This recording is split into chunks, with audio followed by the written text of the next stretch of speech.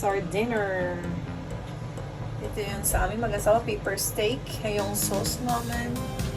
Tapos yan, peanuts for the kiddos. And meat. And french fries. So, ayan yung sa kanila. So, that's our dinner. Ayan. Sarap ng ang french fries kasi hindi siya luto sa oil. Niluto ko siya sa back oven. So, oil-free siya.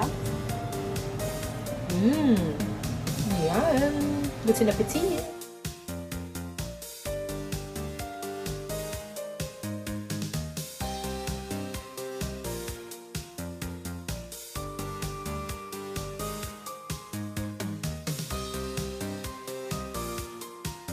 Yan mga chikidudes. Preparation ng dinner. Mahigit 2 hours. At kinain lang ng 15 to 20 minutes. Ayan, saan ang hustisya? Ay, wala! Gutom! Busog! Ayan.